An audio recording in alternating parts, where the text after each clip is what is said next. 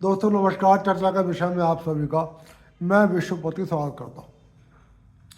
आज चर्चा करूँगा कि अंततः 6 दिसंबर 2025 को बाबरी मस्जिद का शिलान्यास हो ही गया। कहाँ हुआ शिलान्यास, किसने करवाया शिलान्यास, क्या माहौल था शिलान्यास के समय और संभावनाएं क्या हैं, इस सब पर बात करूंगा। लेकिन उससे पहले चर्चा करूंगा पुतिन की भारत यात्रा पर। पूरे देश और पूरी दुनिया की निगाहें रूस के राष्ट्रपति पुतिन की इस भारत यात्रा पर थी। भारत के लिहाज से भी और रूस के लिहाज से भी यह यात्रा बेहद महत्वपूर्ण थी। और यह इसलिए बेहद महत्वपूर्ण थी क्योंकि अमेरिका भारत और रूस के संबंधों में दरार डालने का हर संभव प्रयत्न कर रहा है। भारत तेल से रूस से तेल खरीद रहा है और अमेरिका भारत पर दबाव डाल रहा है कि तेल मत खरीदो, मैं किसी और से दिलवा दूंगा, मुझसे खरीदो लेकिन रूस से मत खरीदो। लेकिन भारत की मोदी सरकार है, ये कह रही है कि हम अपने फैसले खुद करते हैं, हम फैसले किसी और के दबाव में नहीं करते, हम फैसले अपने देश के हितों के हिसाब से करते हैं। और अमेरिका के दबाव के आगे कांग्रेस सरकारों के विपरीत मोदी सरकार ने दबाव में न आने का फैसला करा। उसका परिणाम भी दिखा और परिणाम यह दिखा कि कांग्रेस पार्टी के नेता राहुल गांधी ने पुतिन की यात्रा को विवादास्पद बनाने का प्रयत्न किया। हालांकि आरोप एक और पर भी है और वो आरोप है इंडिगो एयरलाइंस पर। आपको पता होगा पिछले 2-3 दिनों से देश भर के हवाई अड्डों पर लाइनें लगी हुई है। पिछले कुछ दिनों में इंडिगो एयरलाइंस ने, जो इस समय देश के सबसे बड़े एयरलाइंस में है, देश के अंदर तमाम छोटे बड़े शहरों से में उसके फ्लाइट्स हैं, लगभग 1500 फ्लाइट कैंसिल हुई।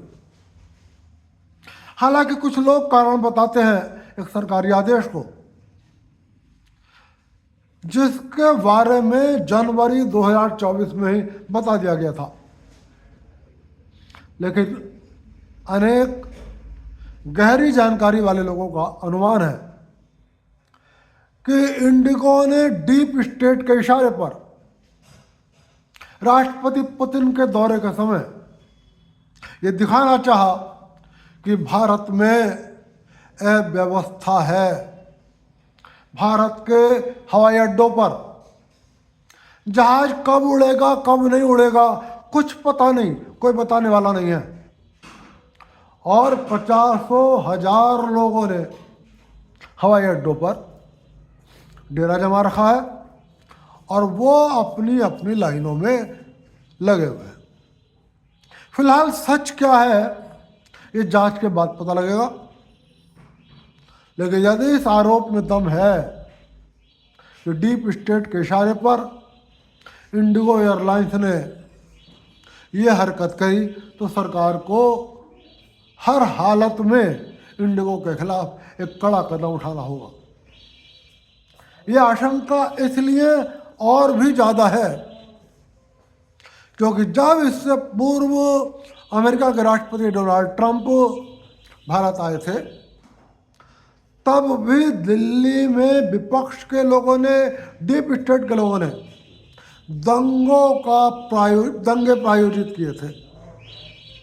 और तब भी मकसद यही था कि विदेशी राष्ट्राध्यक्ष के आने के समय दुनिया भर की मीडिया को बताया जाए कि भारत सुरक्षित नहीं है, भारत में सब कुछ ठीक नहीं है।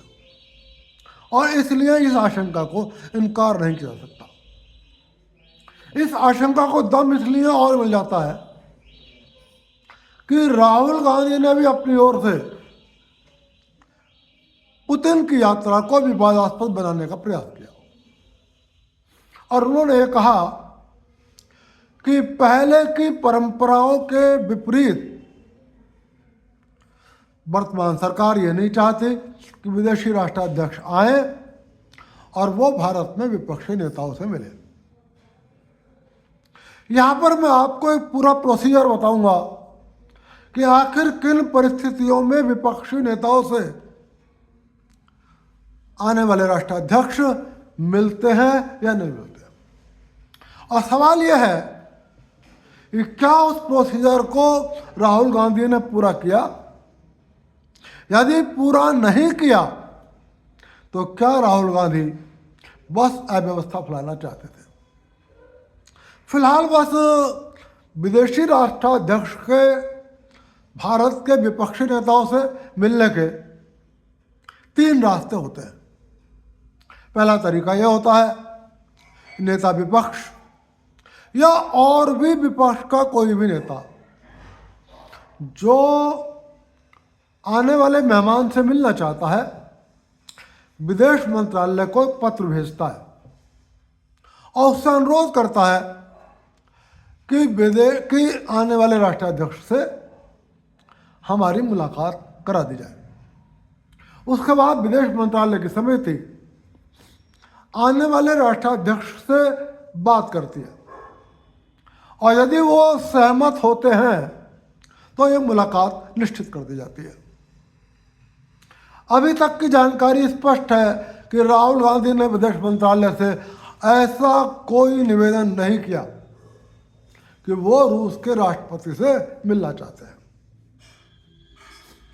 दूसरी स्थिति यह होती है कि आने वाले राष्ट्राध्यक्ष का जो भारत में राजदूत है या भारत में जो उनके दूतावास के लोग हैं, वो यह बात चाहें कि हमारा राष्ट्राध्यक्ष भारत के अमुक अमुक नेताओं से मिलेगा।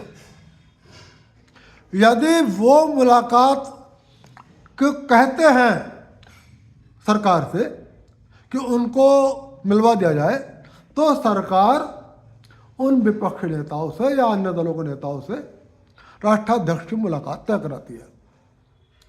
फिलहाल रूस के दूतावास ने भारत सरकार से ऐसा कोई अनुरोध नहीं किया कि रूस के राष्ट्रपति पुतिन की मुलाकात राहुल गांधी से करवाई जाए या राष्ट्रपति पुतिन उनसे मिलना चाहेंगे।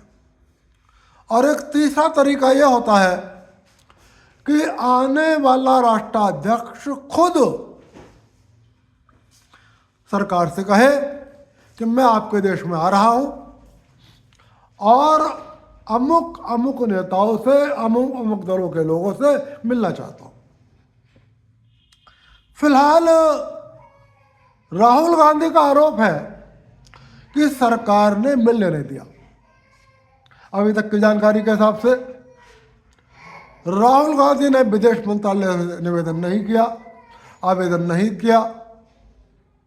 भारत स्थित रूसी दूतावास ने भारत सरकार से अनुरोध नहीं किया और रूस के राष्ट्रपति ने भी भारत सरकार से ऐसा कोई निवेदन नहीं किया कि वो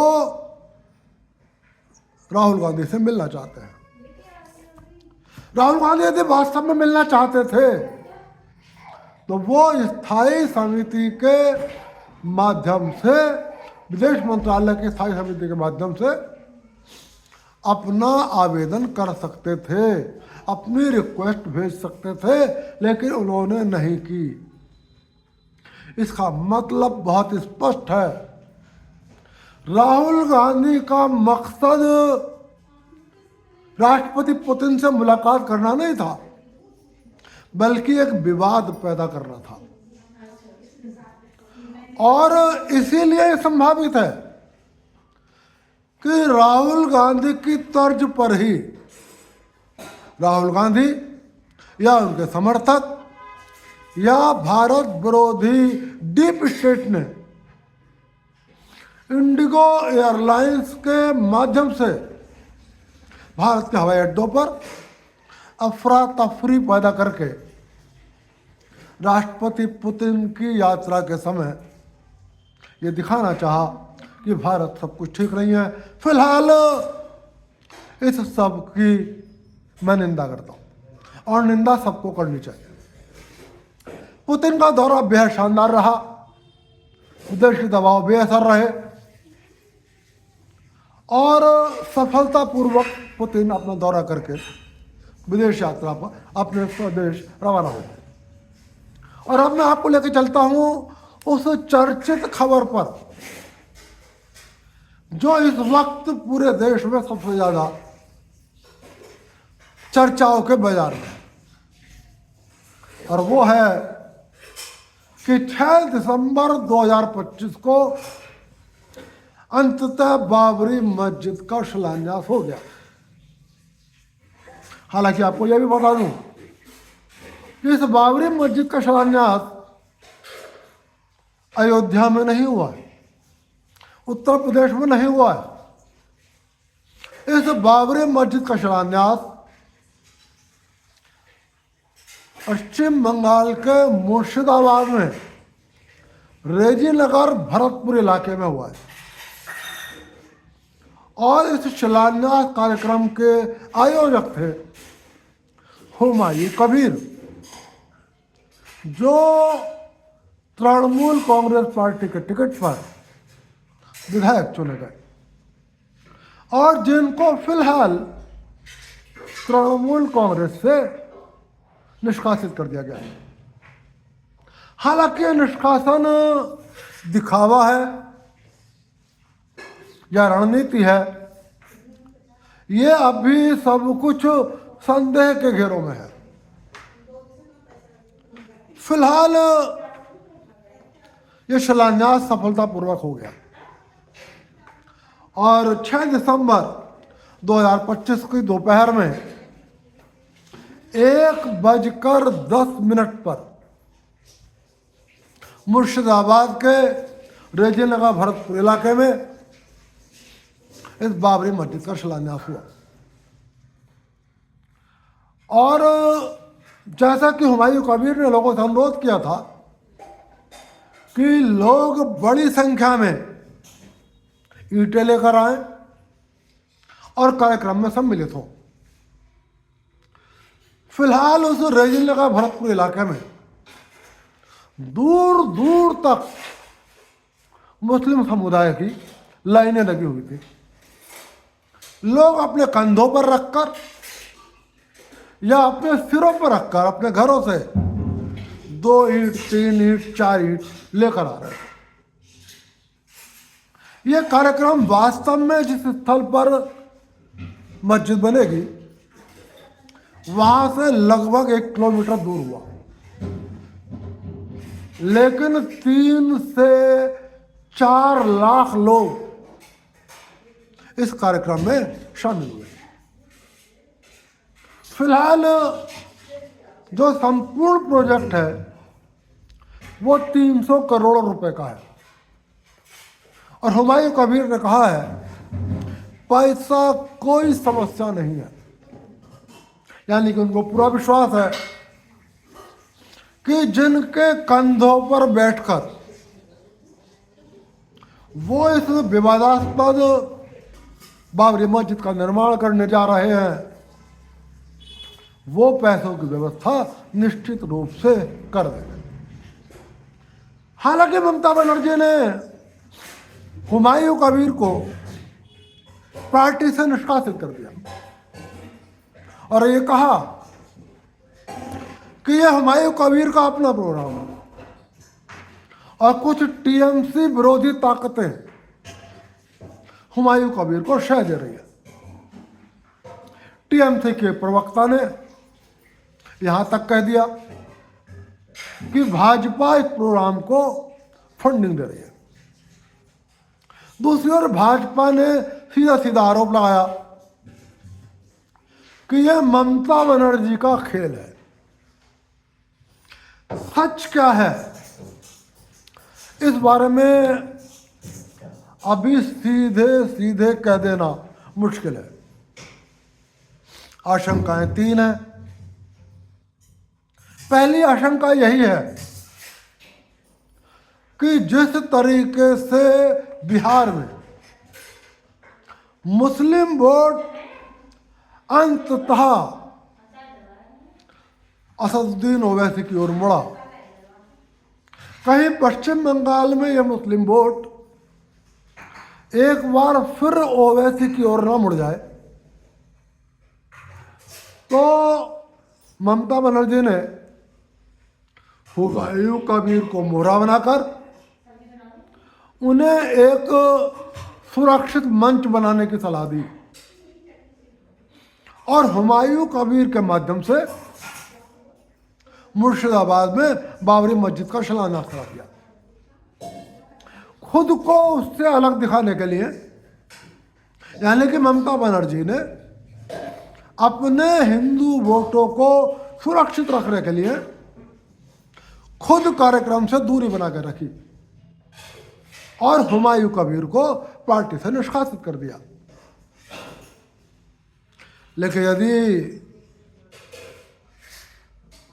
लेकिन प्रशासन ने उस कार्यक्रम को रोकने का कोई प्रयास नहीं किया। चूंकि प्रशासन ने हुमायूं कबीर को रोकने का कोई प्रयास नहीं किया, बाबरी मस्जिद शिलान्यास के कार्यक्रम को रोकने का कोई प्रयास नहीं किया, इसलिए इस आशंका में काफी दम नजर आता है कि शायद ये ममता बनर्जी खेल खेल रही हैं। वो कहती हैं ना अक्सर, बंगाल में खेला हो गए, तो शायद ये 2026 के लिए खेला हो रहा। हालांकि दूसरी ओर आरोप यह है कि असदुद्दीन ओवैसी ने ममता बनर्जी से मुस्लिम वोटों को अलग करने के लिए हुमायूं कबीर के सिर पे हाथ रख दिया और एक अलग बाबरी मस्जिद का शिलान्यास कर दिया, जिससे कि मुस्लिम वोटों का ध्रुवीकरण हो जाए। इस आरोप में मुझे दम नहीं लगता। ओवैसी के पक्ष में तो मुस्लिम वोट जा ही रहा है। मैं जब उत्तर प्रदेश में भी देखता हूं तो भले ही कुछ मुसलमान ओवैसी को वोट ना करें, लेकिन वो एक बात स्पष्ट कहते हैं कि ओवैसी ही है जो सच को कहने की हिम्मत कर रहा है। पूरे देश में मुस्लिम समाज के बीच में ओवैसी का क्रेज है और मुझे नहीं लगता कि ओवैसी को मुस्लिम वोटों को लेने के लिए पश्चिम बंगाल में कोई अलग से बाबरी मस्जिद का शिलान्यास कराना होगा। और यदि मैं ओवैसी की राजनीति को भी अब तक देखता हूं तो वो ऐसे कार्यक्रमों से परहेज करते हैं।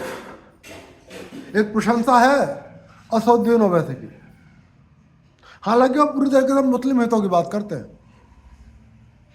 लेकिन कभी भी असदुद्दीन ओवैसी ने आतंकवाद का समर्थन नहीं करा, जबकि भारत में मुस्लिम वोटों की चाहत रखने वाली चाहे कांग्रेस पार्टी हो, चाहे समाजवादी पार्टी हो, ममता बनर्जी हो, लालू यादव हो, उद्धव ठाकरे हो या शरद पवार हो,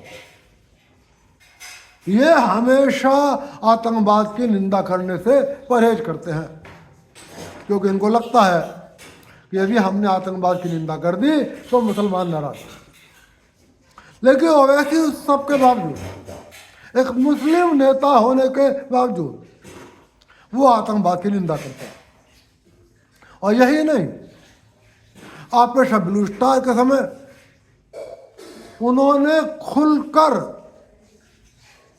भारत का समर्थन किया, जबकि यह समर्थन कांग्रेस पार्टी की ओर से नहीं आया, यह समर्थन ममता बनर्जी की ओर से नहीं आया, ये समर्थन उद्धव ठाकरे, शरद पवार, लालू यादव, अखिलेश यादव की ओर से नहीं आया, लेकिन यह समर्थन ओवैसी की ओर से आया। इसलिए मुझे लगता है कि ओवैसी इसके पीछे नहीं है। अब एक तीसरा आरोप लगता है, और वो आरोप है कि भाजपा हुमायूं कबीर के सिर पे हाथ रखे हुए है और वो फंडिंग कर रही है हुमायूं कबीर को, और हिंदू वोटों का ध्रुवीकरण करने के लिए उसने हुमायूं कबीर से बाबरी मस्जिद का शिलान्यास किया। दोस्तों, यहां मैं एक बात कहना चाहता हूं, हिंदू वोटों का ध्रुवीकरण करने की आवश्यकता पश्चिम बंगाल में भाजपा को है ही नहीं, क्योंकि भाजपा का ये काम खुद तृणमूल कांग्रेस पार्टी कर देती है, खुद तृणमूल पार्टी की सरकार कर देती है, खुद ममता बनर्जी कर देती है। जब तृणमूल के गुंडे वहां पर रामनवमी पर पथराव करते हैं, दुर्गा पूजा पंडालों पर पथराव करते हैं, मंदिरों पर पथराव करते हैं, रामनवमी की यात्राओं को रोक दिया जाता है, दुर्गा पंडालों को जगह आवंटित नहीं करी जाती, दुर्गा पंडालों को लगाने वाली समितियों पर तरह तरह के प्रतिबंध लगाए जाते हैं, तो ममता सरकार के यही काम हिंदू वोटों का ध्रुवीकरण करने के लिए बहुत है। और मुझे नहीं लगता कि भाजपा को किसी हुमायूं कबीर को पैदा करने की जरूरत है। हाँ, यह बात सच है कि हुमायूं कबीर का संबंध कभी भाजपा से भी रहा है, लेकिन हुमायूं कबीर का संबंध कांग्रेस पार्टी से भी रहा है। हुमायूं कबीर का संबंध एक लंबे समय तक तृणमूल से भी रहा है। इसलिए आप ये नहीं कह सकते कि वो भाजपा से संबंध रहा है इसलिए भाजपा का ही हो रहा है। संबंध उनका कांग्रेस से भी है, था, और संबंध उनका तृणमूल से भी था। फिलहाल सीधे सीधे आरोप नहीं लगाऊंगा, लेकिन आशंका यही है कि ममता बनर्जी ने असदुद्दीन ओवैसी के डर के कारण मुस्लिम वोटों को अपने पाले में रखने के लिए हुमायूं कबीर को एक स्वतंत्र मंच दे दिया, अपने हिंदू वोटों को सुरक्षित रखने के लिए उन्हें पार्टी से निकाल दिया। लेकिन यदि ममता बनर्जी वास्तव में इसकी विरोधी होती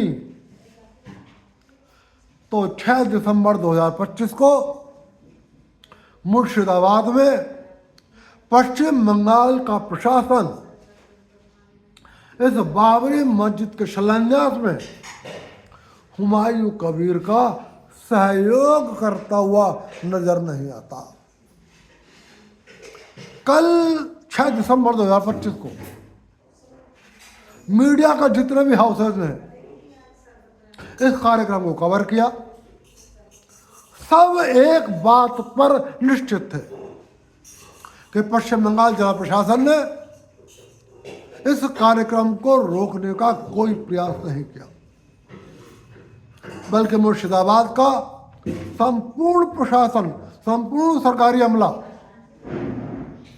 हुमायूं कबीर के साथ सहयोग करता हुआ दिखाई दिया। इसलिए आशंका पूरी है कि हुमायूं कबीर के माध्यम से ममता बनर्जी ने बाबरी मस्जिद का शिलान्यास पश्चिम बंगाल में कराया। दोस्तों, इसके आंच तो बहुत दूर तक जाएगी। अभी भी पूरे देश में इसकी आंच महसूस करी जा रही है। फिलहाल ये आंच कहां तक जाएगी और कितना उग्रता धारण कर सकती है, इसके बारे में अभी रुकना होगा, सोचने, इसका फैसला अभी बाद में होगा। लेकिन पश्चिम बंगाल के चुनाव में ये शिलान्यास बहुत महत्वपूर्ण भूमिका निभाएगा। इसकी तपिश अभी से पश्चिम बंगाल में महसूस हो रही है। और यदि हम बयानों को आधार बनाएं तो तपिश उत्तर प्रदेश में भी महसूस हो रही है, क्योंकि उत्तर प्रदेश में भी साधु संतों ने नाम, मस्जिद पर नहीं, नाम पर, बाबरी मस्जिद नाम पर ऐतराज जताया। और ये नाम ही रखा जाना इस बात का सूचक है कि कोई खेल खेला जा रहा है। फिलहाल यदि ममता बनर्जी इस खेल को खेल रही है तो यह गंभीर चिंता का विषय है। निश्चित रूप से मैं ये कहूंगा, ममता बनर्जी आग से खेल रही है और पूरे देश के वातावरण को पश्चिम बंगाल का चुनाव जीतने के लिए खराब करना चाहती है, उसमें उग्रता रोपना चाहती है। आखिर हुमायूं कबीर है कौन? इनका इतिहास भी आपको बता दूं कि हुमायूं कबीर, जो जिसकी उम्र अभी 62 साल है, इन्होंने 2012 में राजनीति शुरू करी, अब से 13 साल पहले। और सबसे पहले ये कांग्रेस पार्टी के अंदर शामिल हो गए, लेकिन जल्द ही इनको लगा कि मलाई ममता बनर्जी के साथ जाने में मिलेगी, तो बहुत जल्दी ये कांग्रेस पार्टी छोड़कर तृणमूल कांग्रेस पार्टी में शामिल हो गए। और तृणमूल कांग्रेस पार्टी में घुसते ही इनको विधानसभा का टिकट भी मिल गया और मुर्शिदाबाद जिले की भरतपुर विधानसभा से 2015 में ये विधायक चुने गए। और देखते ही देखते ये ममता बनर्जी के बेहद करीबी हो गए। स्थिति ये थी कि ममता बनर्जी जो फैसले लेती थी उससे पहले वो हुमायूं कबीर के साथ सलाह मशवरा करती थी। हुमायूं कबीर बहुत महत्वाकांक्षी हैं, इस बात से इनकार नहीं। 2018 आते आते इनको लगा कि मलाई अभी कुछ कम मिल रही है और 2018 में इनको लगा कि शायद ममता बनर्जी का कार्यकाल अब छोटा है और